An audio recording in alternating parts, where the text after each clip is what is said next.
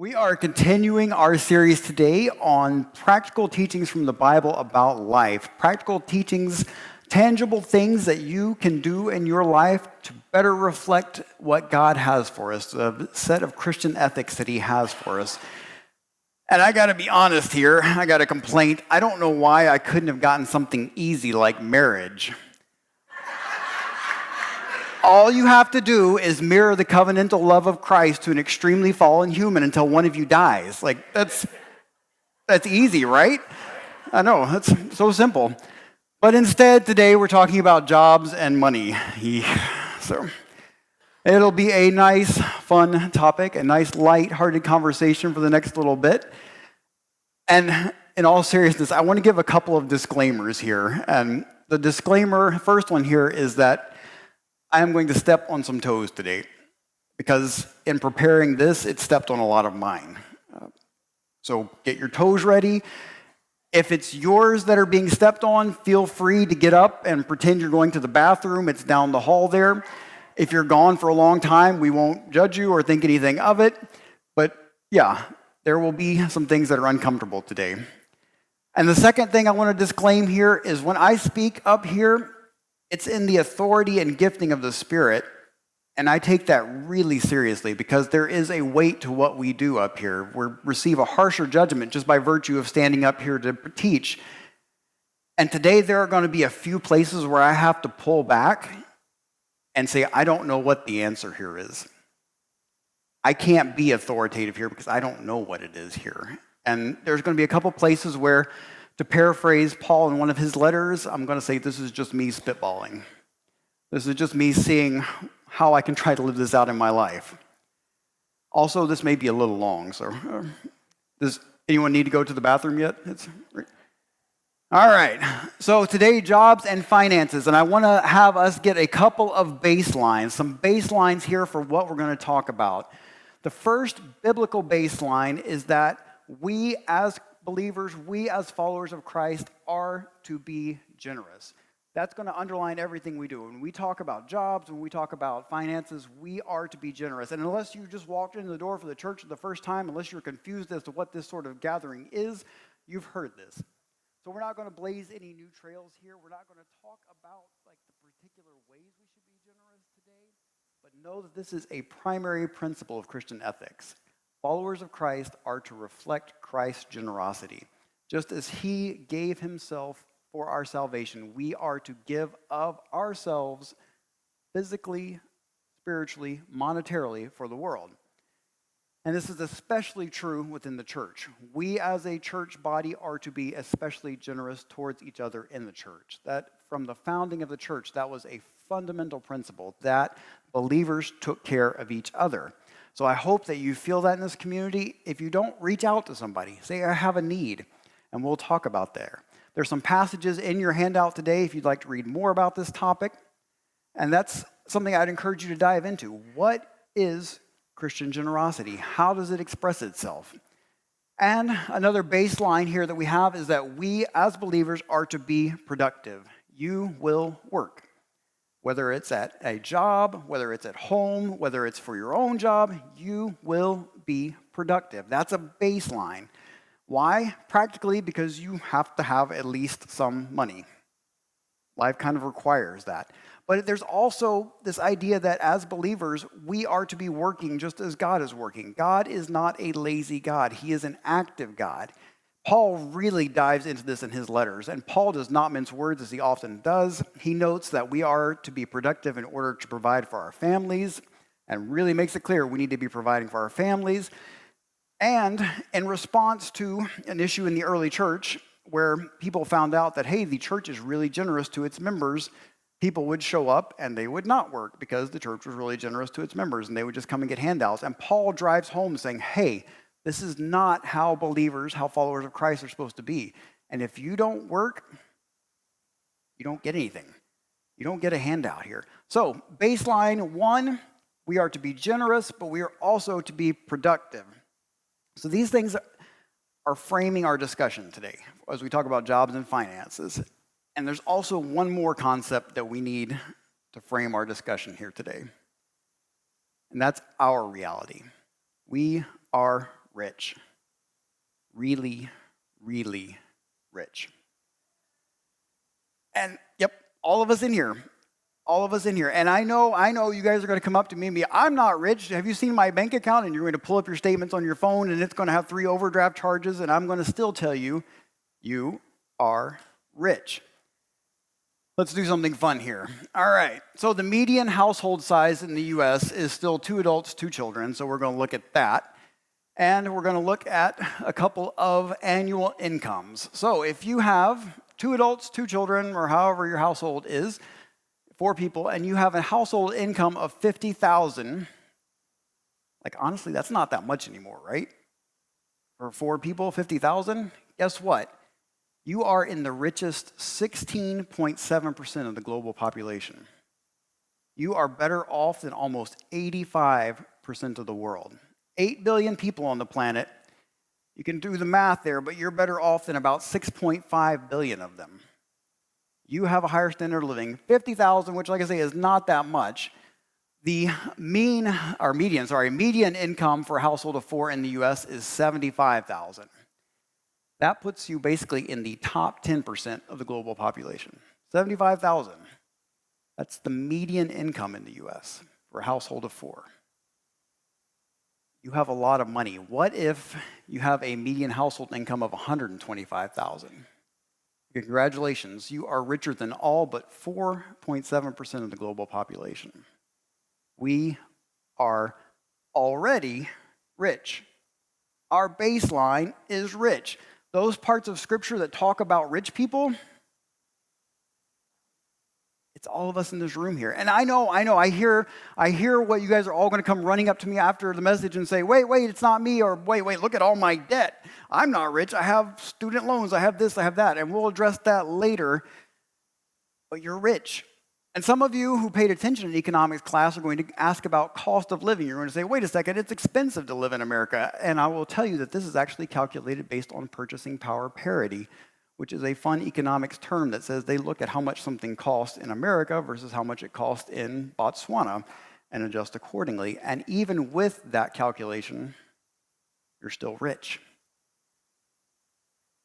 And the thing about all this is like, we also live in a nice neighborhood, right? And so the rich buys a lot of nice things that we don't even think about, we take for granted. Yeah, you could take your $100,000 to Somalia and you could buy a lot more things, but you don't buy what we have here, right? And so I want us to have this as our third baseline, that we are rich.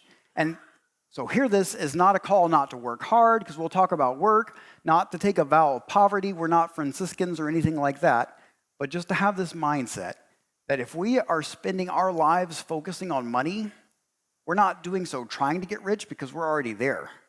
We're just trying to get richer, and that may show an underlying heart issue.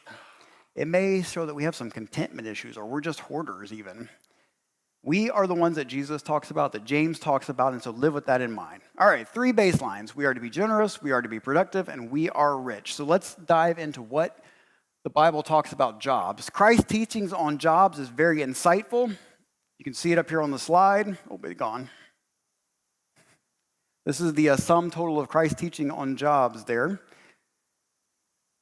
And if Jesus didn't choose to spend too much time on this, maybe we shouldn't stress too much either. Because ultimately, a job is an earthly necessity. A job is an earthly necessity. And hear what that means, especially if you're looking for a job, if you're younger, if you're mid-career thinking you need to change and you're stressing about this, you're thinking, what do I do for a career? What do I do for a career? I don't know. Find something that pays the bills, something that you enjoy if you can, but don't put a weight on a career or a job that it isn't meant to hold up. Because no job is going to give you a lasting purpose in life. It won't, because every job, every career comes to an end. You'll be fired, your company will go bankrupt, the economy will collapse, and we'll all lose our jobs. You'll retire, and your job will end. And if you have no identity outside of that career, who are you then? A job is an earthly situation designed to meet your needs. and it is an insufficient foundation to build your life on. So don't do it. Paul, of course, had lots of things to say about jobs, and we've seen above, he establishes a baseline. We need to be productive, to provide for ourselves and our families. He did not tell us what sort of job we need to have, but he did give some instructions as to how we are to work. These are often cited in teachings on jobs as far as how believers are to respond on the job, and I think we need to touch on it here. This is from Colossians. Slaves. Slaves here is a weird word. In our context, we have two kind of words for slaves. We would say slaves, those who are either captured or taken, who from their entire life, they're stuck where they are. The Greek word here also kind of encompasses the idea of bondservant, someone who has paid to lock themselves into a job, essentially. Like you are stuck there until your contracted for term expires. Somewhat different than the idea of slavery, but you're still at that person's beck and call until you're released from the bondservanthood. Both of those are in that word slave. So slaves, obey your earthly masters in every respect, not only when they are watching, like those who are strictly people pleasers, but with a sincere heart, fearing the Lord. Whatever you are doing, work at it with enthusiasm, as to the Lord and not for people, because you know that you will receive your inheritance from the Lord as the reward. Serve the Lord Christ. So if you've been in the church community for any time, you've probably heard this trotted out regarding works and jobs. I have a small question as to whether this actually applies to us, because the context here was slaves, bondservants. Either you don't really have a choice or you've locked yourself in through your choices into that job. And so I'm not sure that applies to us in our modern context, because I may not have a job anymore, but pretty much all of us can quit our jobs. And time doesn't really allow us to dive into how counterculture what Paul's statement is here, but wow.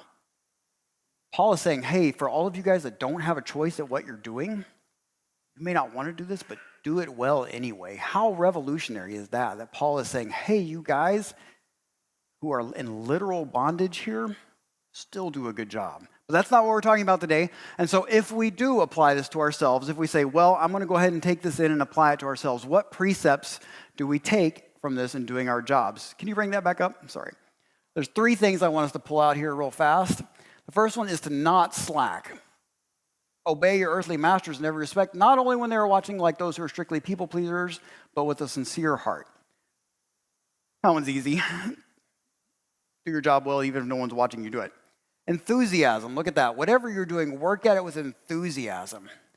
That's a challenge, right? Like, it's still straightforward, but man, it's hard sometimes to come in with enthusiasm. And I don't know if that means drink more coffee or if that means just say, you know what?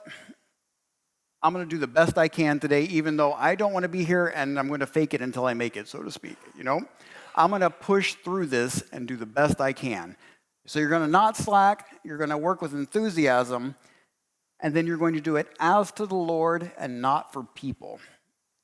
So this is the sticky part, right? What does this mean to work at something as to the Lord and not for people? And I got to be honest here, in our American or Western highly driven work ethic context, we kind of make this little snippet work harder than it should, pun intended. We trot out lines like, see, when we work for the Lord and not for people, we're going to be the best employee in our company. We're going to be the hardest worker. We're going to have our name up on top of the board every month.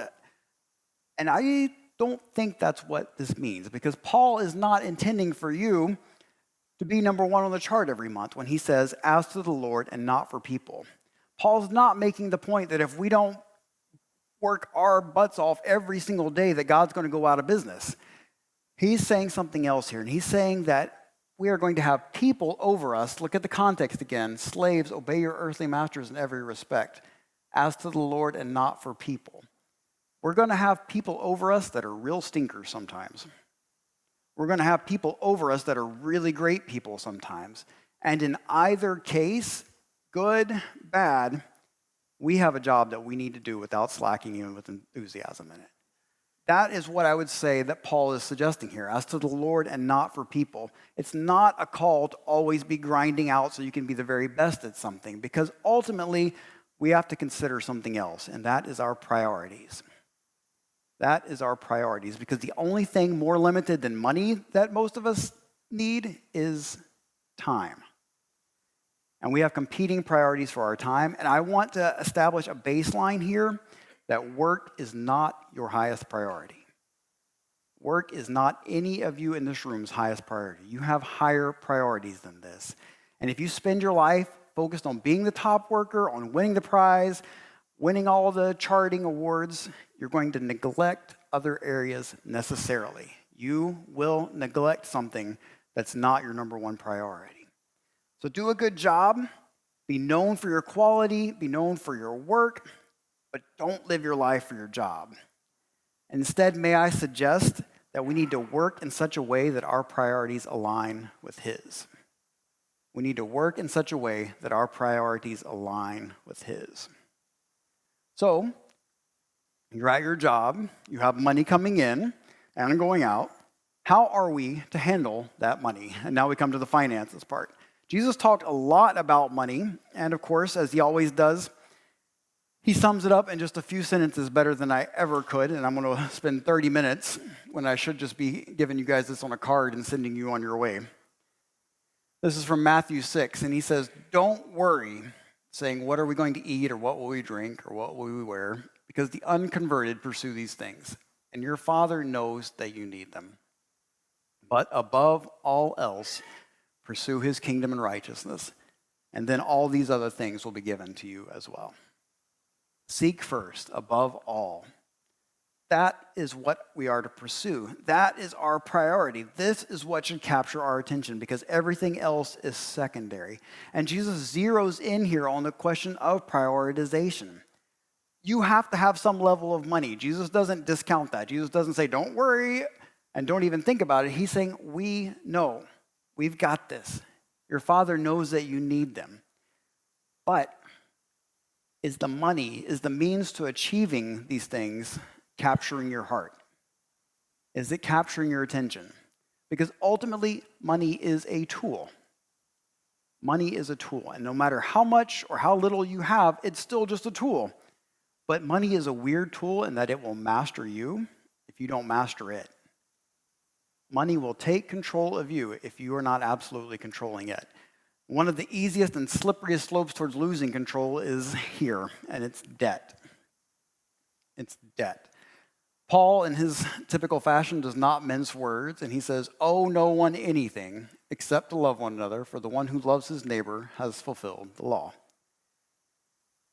Get your toes out, and I've got mine out. I'm going to step all over them here.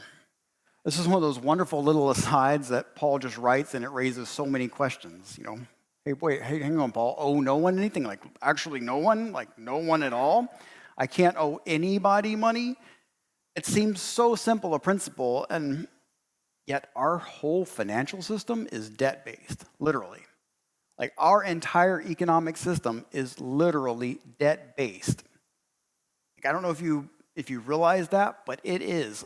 When you earn money in a savings account, you earn that because there's money that's been lent out that the bank is getting money on so they can pay you money for your savings account. They don't just have your money and say, here, let me give you a little bit of money. It's because your money is going out there and work.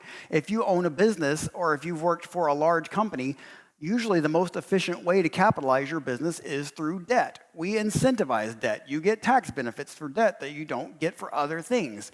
We live in a debt-based society. Can we go on to the next slide and have that up there? Thank you. Money and debt are what makes our society literally go around. And to owe no one anything is still pretty unequivocal, isn't it? There's a decent argument here that Paul, when he said this, that the meaning or the context has changed. Perhaps Paul really meant don't owe individuals. Like you don't want to be having someone holding this over you. And that's a decent argument that, when we think about our debt, we owe institutions mostly, right? I didn't go to Betty and say, I need $10,000 and now Betty holds this over me.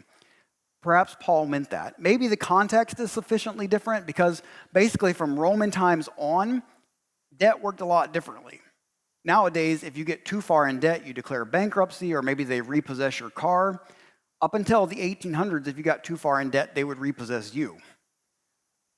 They would haul you off and say, hey, you're going to jail, you're going to work until you pay this off, and less nice societies, they might just execute you to make an example of other people. But debt had consequences, right? And yet it still does a little bit. And this little slide here has a disclaimer. And the reason it has a disclaimer is pretty important. Does anyone know what that might be? You want to guess what that's a chart of? No, that's a good guess, though. So that little blue chunk of the pie is the part of our house that we own. That big red slice of the pie is the part of our house that the bank still owns. And that my wife and I make payments on every month that we owe money on. And so we made the decision that when Paul said, "owe no man anything," didn't really apply here to this purchase. And I have the rationale of we needed a place to live, that purchasing a house was better to do all at once and make payments on rather than gradually, trying to rent and save money and not be able to save money because rent's too high. And it's a good rationale, but I'm not sure I'm right. I'm not sure I'm right on that. Maybe there's a freedom in just being able to move on. Maybe there's a freedom in literally owing no one anything, because there's also a danger here that we can start stretching this rationale to more and more things, right? We can start stretching the rationale of, well, it's just a little bit of debt, or, well, I need this thing, like I need a car. Do I scrimp and save and buy a cheaper car? Or do I get the car that I really want? And yeah, I'll have debt for a while, but I'll be able to make those payments. And the living room needs some work, and we could just do it piecemeal as we have income. But man, maybe I'd like to have it all fixed at once. And so we'll just finance this too. And eventually the debt becomes big enough that it becomes in charge. And we stop being in charge, right? The debt starts to control us. I'm not speaking authoritatively on this. I do not know what the answer is here.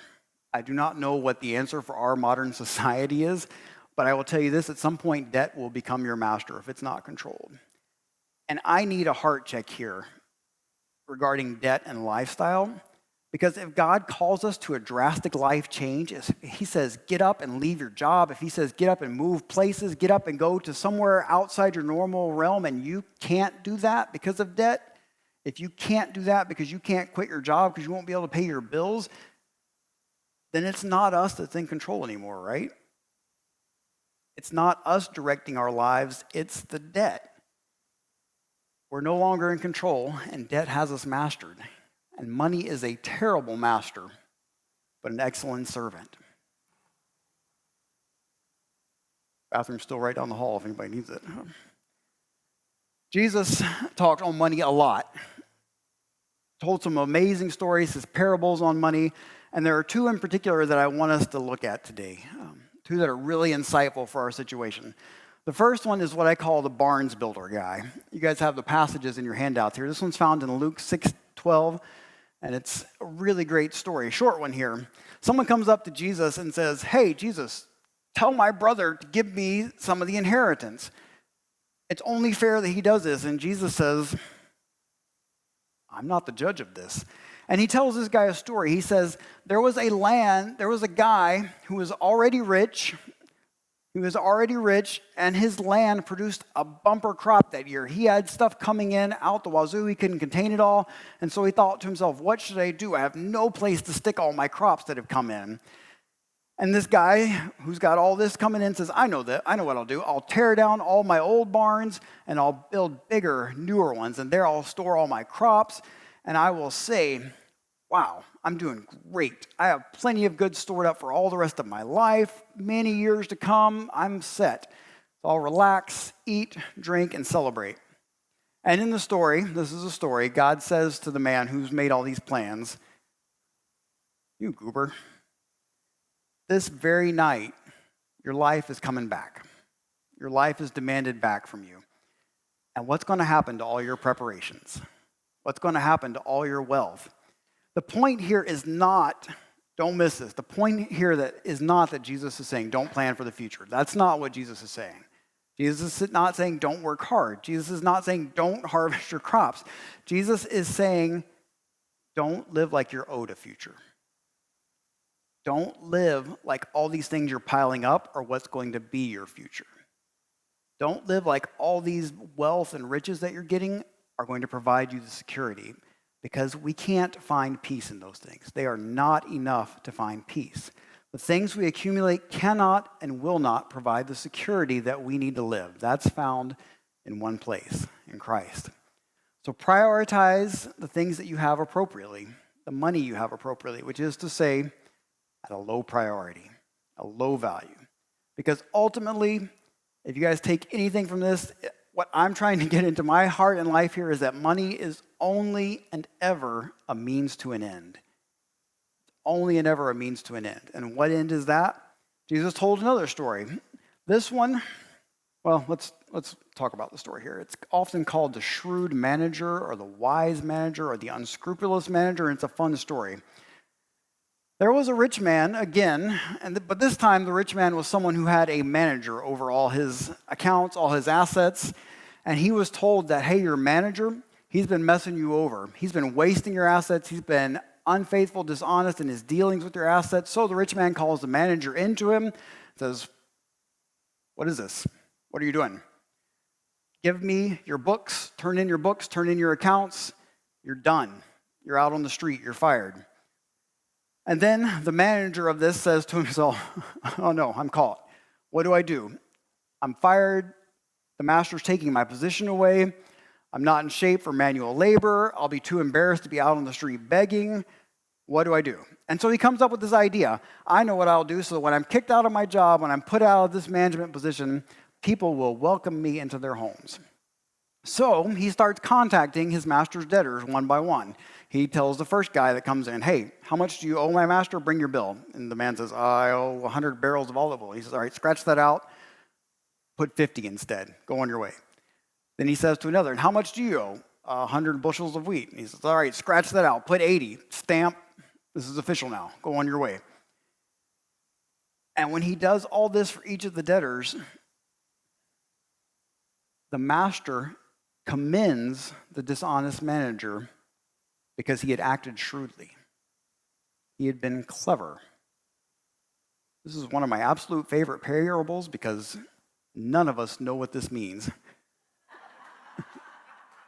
And none of us, if we kind of start to get what it means, we don't like what it says, and so it gets ignored.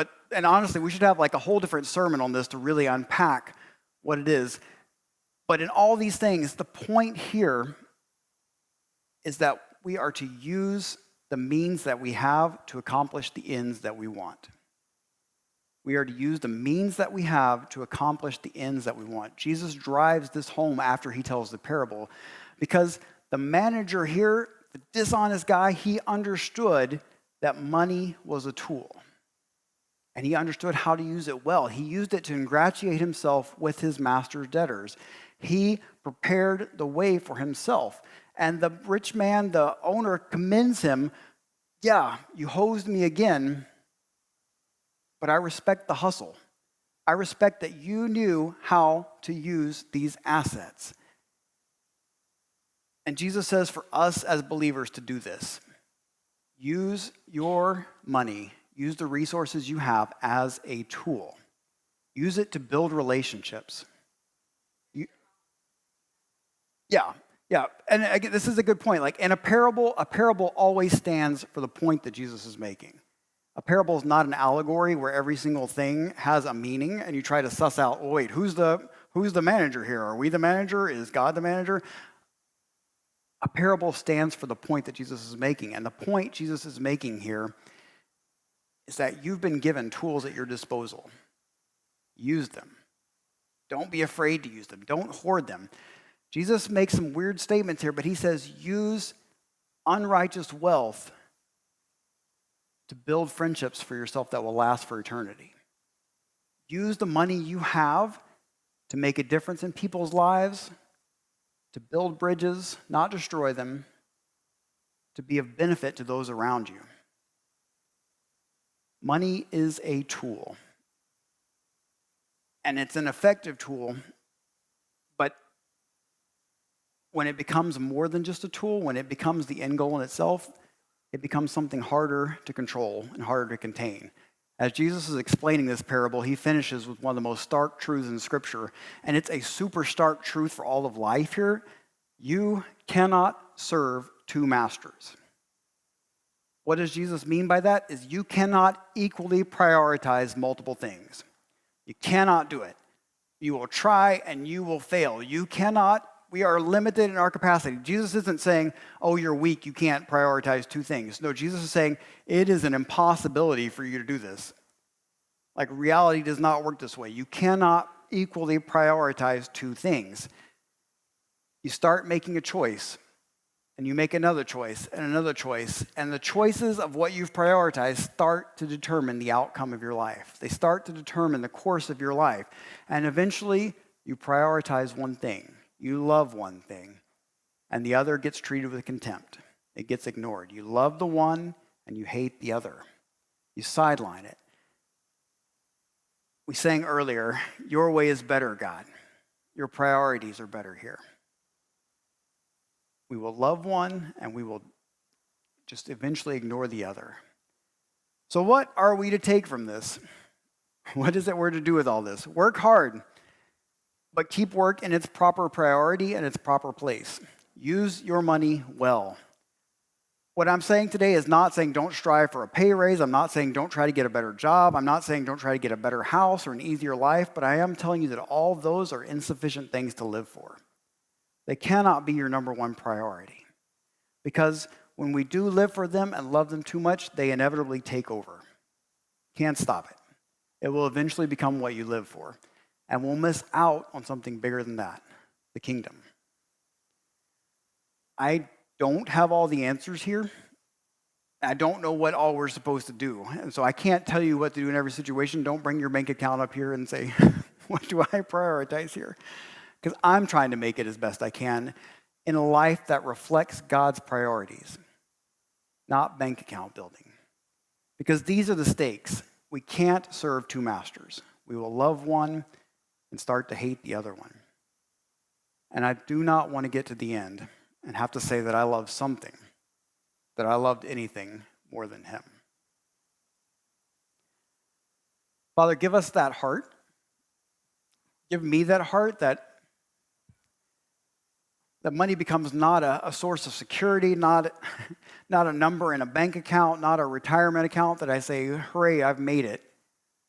But it becomes a tool to be used by you. A tool to build friendships, a tool to make people's lives better, a tool to build your kingdom, God, to make your presence better known here on this earth, Father. Give all of us wisdom, give all of us insights into ways to live this out as we go forward each day. And now may the grace of our Lord Jesus Christ and the love of the Father and the fellowship of the Holy Spirit that does not depend on the status of our bank accounts or on our working or on anything else like that, but is based on his unconditional love, be with us now and forevermore. Amen. You guys be blessed.